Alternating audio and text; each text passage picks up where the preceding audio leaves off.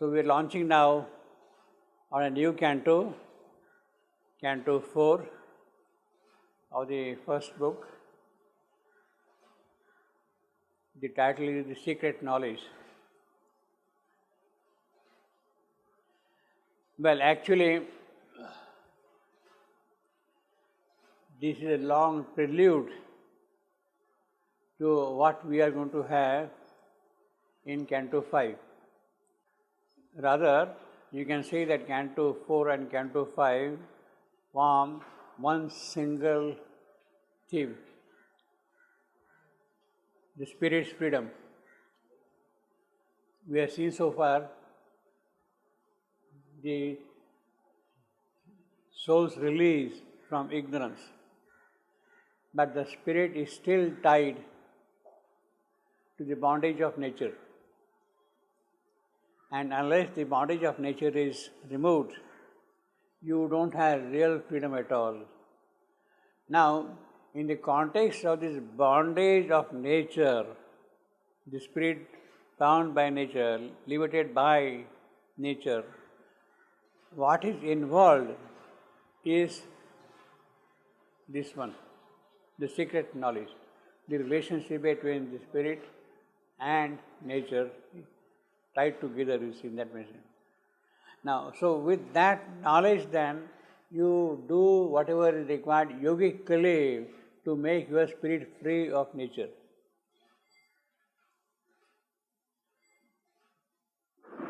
So in that sense, we can say that Canto 4 and Canto 5 form one single theme connected with the freedom of the spirit, you see. Now, before we go, let me just give you some idea about what is involved in this canto. See, this canto is a very long canto. It's a very long canto. There are in all 8 sections. Section 10, 11, 12, 13, 14, 15, 16, 17. 8 sections are present in this canto. And the total number of lines, total number of sentences are as follows. In fact, I got section-wise also the breakup, but I will just give you here the total breakup of the whole canto from section 10 to section 17, 8 sections. There are in all 214 sentences. It's a long canto, 214 sentences, 963 lines. One of the longest cantos in Savitri, 963 lines. Now, the average number of syllables per line is 10.83. Well, it is a pentametric verses, so normally there should be 10 syllables in a line. So, the average number of syllables is 10.83, and the number of lines per sentence is 4.5. Number of lines per sentence is 4.5 in the entire range, you see. And the number of words per line is 7.75. 7.75 words or 10.83 syllables in a line. And the total number of, the number of words per sentence. See, normally, generally, on the average, there are 4 lines per sentence. So, the number of words in a sentence is 34.88. It's a long one, you see. So, basically, it is a heavily loaded canto in terms of lines. The sentences are long and they are quite heavily loaded, you see, compared with what we had in the other places, you see. The canto opens with a wonderful line. On a height he stood that looked towards greater heights. Well, it's a very simple line. There is nothing complicated in this line. But spiritually it is a charged line. On a height he stood that looked towards greater height. Well, one can understand that there is There are mountain ranges, one above, peaks climbing up. You are on one cliff, you see beyond. You are climbing another peak, you see beyond. That is the kind of an image I got here. He stood that looked towards greater heights. Now, what is that height on which he was standing? What is that height on which he is standing? And from that is, what are the greater heights he is seeing? What is the height on which he is standing, and what are the greater heights he is seeing beyond? That is what it means basically. Now, obviously, on a height he stood.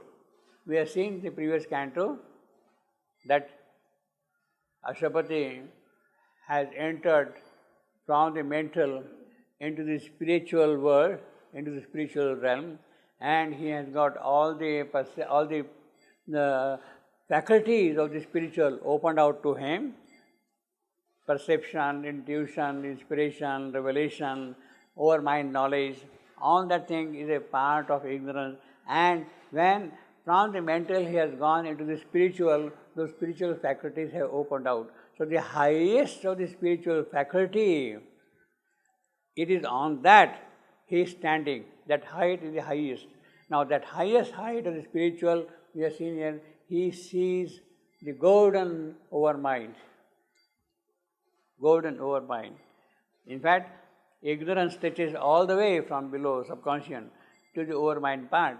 So he is standing on a height corresponding to the over mind height. So on a height, when he says on a height, it means that he is standing somewhere there on the over mind plane. And now from the over mind, he is seeing beyond.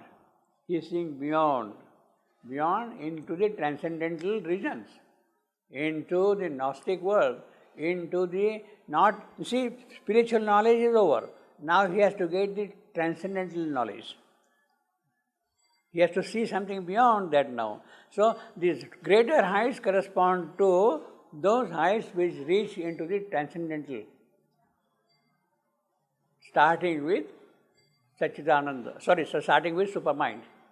Starting with supermind, you see. Supermind is the first thing, then you have got Sat, Chit, Ananda. All those realms, all those greater heights of Satchidananda is what he is going to see. Look from the height of sober mind to heights greater than that, you see.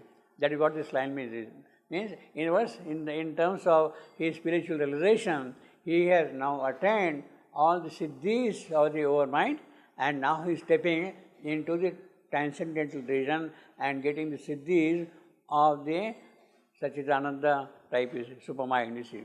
So the first height which we will see is, of course, supermind. After supermind, then there will be Satchit Anand, Satyam Rutam Brahat, as the Vedic Rishi says. Those are the heights which are climbing up beyond that thing. So this line is a great line in that sense. On a height he stood that looked towards greater heights, you see. Now, that reminds me also of what we have as a phrase in the Rig Veda. The Rig Veda constantly speaks of the ascending slopes of heaven. Ascending slopes of heaven. Ascending slopes of heaven. Satyam, Rutam, Brahat. These are the ascending slopes. You are climbing up still in the domain of light, in the domain of illumination, of knowledge. You are still climbing, ascending slopes. So, the greater heights would correspond to, therefore, the Rigvedic ascending slopes of heaven. That is what the greater heights would mean, you see. So that is the little background of this line. On a height he stood that looked towards greater height. What a beautiful line also metrically, you see. Metrically you can scan it. On a height is one foot. On a height it is an anapes. He stood. I am. That looked. Another I am. Towards. Fourth I am. Towards great anapest. And then greater heights I am. So you have got on a height, he stood, that looked towards greater height. You see. That is how the rhythm goes. Towards greater height. You see. So, the line is metrically very beautiful line also. It is also climbing up. Short, long, short, long, short, long, it is kind of climbing up like that, you see, constantly, you see that line. On a height he stood that looked towards greater height. What a metrically beautiful line this one, you see. So the inspiration also brings out the contents of the line, metrically, you see. Now, there is a little beautiful thing also about this line. See, you could have said also, on a height he stood that looked. Okay. He stood on a height that looked. that would also pass. He stood on a height that looked towards greater height. Well, that is perfectly metrically possible. And the meaning is also retained, intact. The meaning is also retained without any change at all in that thing. But then there is a difference. On a height he stood, and he stood on a height. See, there is a little kind of a jug there, you see. So, a greater poet will use, on a height he stood. A lesser poet will use, he stood on a height. A lesser poet will say, he stood on a height that looked towards greater height, you see. So, see, the art of poetry is what you have to also understand and appreciate when you are looking into Savitri, the verses of Savitri. That's the art of poetry, you see, very beautiful. On a height he stood. See, on a height, when you start with on a height, it means that the stress, the emphasis, the significance lies with height. On a height he stood. But when you start with he stood on a height, the emphasis goes on he. The emphasis will go on he, you see. He stood. Well, I mean, you are kind of making him prominent, more prominent. He stood on a height. Height is sort of subsidiary. But when you are saying on a height he stood, now the entire prominence of height is brought into expression here, you see. Into expression. So that's a part of the poetic art, you see. So there is a difference between on a height and on a height he stood and he stood on a height, both meaning and emphasis and all that thing.